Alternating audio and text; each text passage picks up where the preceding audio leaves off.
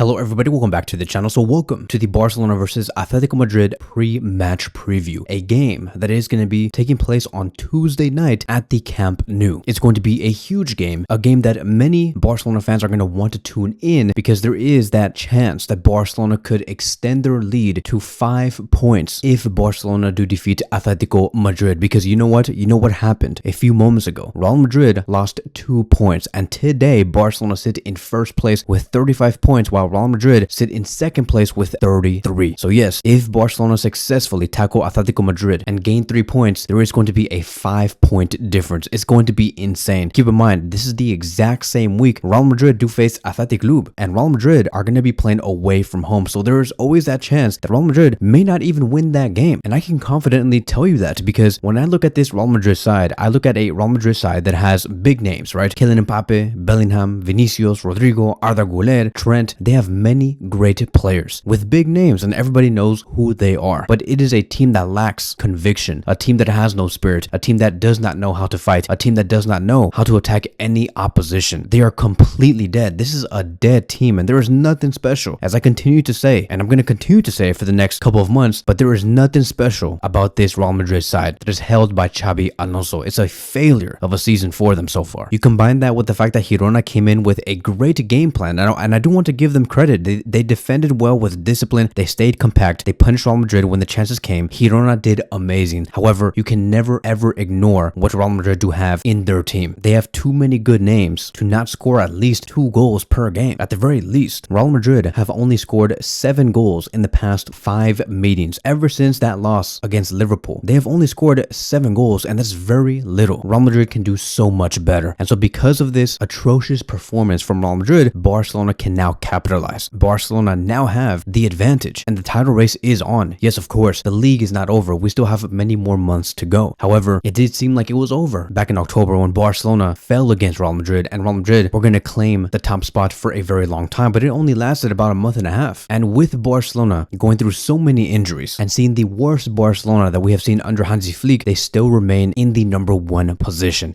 It's insane. And now we have another test in front of us against Atletico Madrid, who sit in 4th place with 31 points, and they have been doing very well as of late, going unbeaten in the past 7 matches. It's a high-stake clash between La Liga's best attack, Barcelona, and its most disciplined defensive side, which is Atletico Madrid. If we look at the past 4 meetings, it's been a very tough battle. Barcelona recently beat Atletico Madrid back on April 2nd earlier this year, 1-0 for the second leg of the Copa del Rey. Then they faced another time before that, which was a 4-2 win for Barcelona at Atletico Madrid for La Liga. And then you look even further back on February 25th, which was the first leg of the Copa del Rey, and Barcelona tied against Atletico Madrid 4-4. The only defeat Atletico Madrid gave to Barcelona was almost a year ago, back on December 21st, 2024, where they won 2-1 at the Estadio Olímpic, and that was because Casado made a huge mistake at that time. But ever since then, Barcelona reclaimed their glory against Atletico Madrid. I think that we can safely say that both of these teams are now going to meet each other with great momentum. Barcelona do aim to bounce back after a 3-1 Champions League loss to Chelsea. They rebounded, yes, domestically with a 3-1 win over Alaves, but they want much more. They want to showcase that they can beat the big sides in La Liga and also in the Champions League. Barcelona will also maintain their composure on how they play. I see a Barcelona side that is much more vertical, more aggressive, less possession-based, obsessed. And Atletico Madrid have a huge battle in front of them. Yes, they have been unbeaten in the past 7 straight league matches, and they have also scored first in all 14 league games this season. We can say that Simeone's Atletico Madrid is going through a transition, a Atletico Madrid 2.0 that blends the classic defensive structure that he always likes to bring with a more modern vertical transition that Julián Álvarez, Sorloth, and Griezmann can carry. I do see a Atletico Madrid side that alternates between a 5-3-2, a 4-4-2, and a 3-5-2. It depends on the match flow. However, their key features is fast. It is aggressive. They do like to take their early leads. Hence the reason why, if you look at the past few meetings that Atletico Madrid had against Barcelona, they scored pretty early, and they have been able to transmit that against other oppositions. We have seen multiple times through their game where Julián Álvarez can successfully attack the open spaces that is left behind the fullbacks. Sorloth also provides the hold-up play, the aerial presence, and I do think that Kubarsi and Eric Garcia, who are going to be starting, I believe, right, in the center back positions, they're going to have to be on point in terms of organization, in terms of set piece defending and tracking back if they do want to successfully shut down Atletico Madrid's attacking players. I really do think, and this is going to be like my ultimate tactical breakdown here. If Barcelona can shut down Atletico Madrid early, like in the first 20 minutes, and let them be silent, then I think that Barcelona have 45 to 55% of the job done, because like I said, Atletico Madrid want to find the first goal and extremely early. You go back to February 25th in the Copa del Rey semifinal in the first leg, right? Atletico Madrid scored 2 goals before the 7th minute. And so of course, Atletico Madrid can do it against FC Barcelona. Look at what happened with Alaves. Alaves scored their first goal within a span of 50 seconds. That is not a good look, and it won't be a good look for Barcelona on Tuesday night. So I think that they have to be very careful. They have to be organized. They have to watch out for those early runs. And if they can do that, then Barcelona will have the game in their hands as we go into the next 55 to 65 minutes. But in order for us to do well and attack Atletico Madrid in a powerful way with great focus, we're going to need our best 11 and our best attacking group of players. And I think that Hansi Flick is going to go all in on this one, like all in. I'm talking about he's going to do a Hail Mary on this one. We're going to see the most dangerous Barcelona yet. Point number 1 is because we have the original trio for the first time in a very long time, which debuted in the match against Alaves, right? Lewandowski, Rafinha, Yamal, they're all going to be there. And most of our injuries that we have been dealing with, like those players, they have returned. And Pedri will also be there. And that is why I think that Barcelona will look more dangerous than ever before. This is what I believe Barcelona are going to be doing. I think Joan Garcia is going to be in goal with Jules Koundé on the right back position, Cubarsí and Eric Garcia in the center back positions, with Alejandro Balde on the left back position. I know, and there's going to be questions about Gerard Martin and why Gerard Martin is not going to be starting. I think that he has like a really good chance to be starting. However, when it comes to these type of matches, in terms of the experience, that is much more valued than anything else. And Eric Garcia has the experience. He has played against Atletico Madrid multiple times, and Cubarsí is a staple in that defense, which is why I do think that Eric Garcia and Cubarsí deserve to be at the back. Atletico Madrid are going to be pressing us and pressing us well alongside with Antoine Griezmann, and Eric Garcia and Cubarsí bring the composure with the ball. So I do really rely on them. As for the midfield, like I said, Hail Mary. Pedri and Frankie in the central defensive midfield positions. Pedri did play in the match against Alaves. He played about 15 to 20 minutes and he was amazing, dude. Just going through multiple midfielders, multiple defenders, finding those passes on the wings, bringing a better flow to Barcelona's attack. And so I want to see this duo go back to its best. Frankie and Pedri is my pick, with Dani Olmo in the central attacking midfield position. I get it, right? I understand that the fact that we see Dani Olmo in the starting 11, it's something that I also do not really want to see, because I think that Olmo should be giving us much more. However, what other choice are we going to be having? Fermin Lopez is not going to be there. If Fermin was available and he was not injured, I would have him starting, but we have no other choice. Gavi is also not going to be there. Dro is too young for these type of games. Dani Olmo is my pick, and I believe that we have to reward it, right? Just like how we have been rewarding Rashford. Rashford scored a couple of goals here and there, and that is why he was getting starts over and over again. Dani Olmo scored a brace against Alaves, and Dani Olmo should receive at the very least the first 45 to 55 minutes, and hopefully he gets the best out of himself. And then you have the ultimate trio: Yamal on the right, Rafinha on the left, and Lewandowski up top.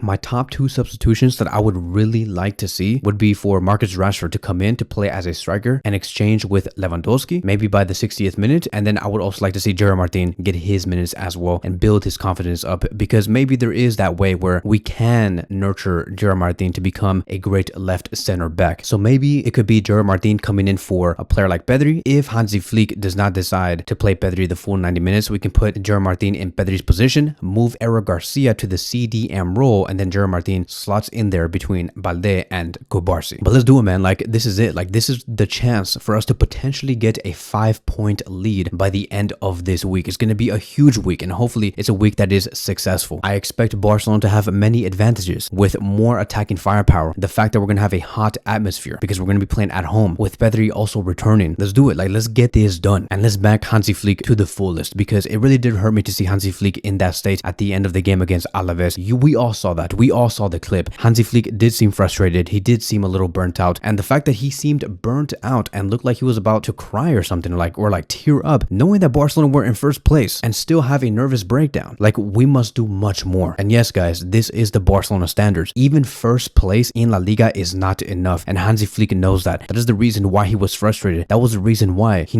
needed to be consulted by Rafinha, is because he expects excellence, like every Barcelona coach should be. Expect the excellence, aim for perfection. That is the standards of FC Barcelona, and I want these players to perform excellence, to be at their best, to be fully focused, always pressing, and play with a lot of heart. And once again, back Hansi Flick. I do not want to see Hansi Flick get let down so badly to the point where he announces a early departure at the end of this season. This is a coach that I believe, when given the correct material like we have today, can be with us for the next 3 to 4 years minimum. But it all starts on this night and against Atletico Madrid. That is going to be wrapping up today's video. Thank you guys so much for watching, and I will see you guys in the next one.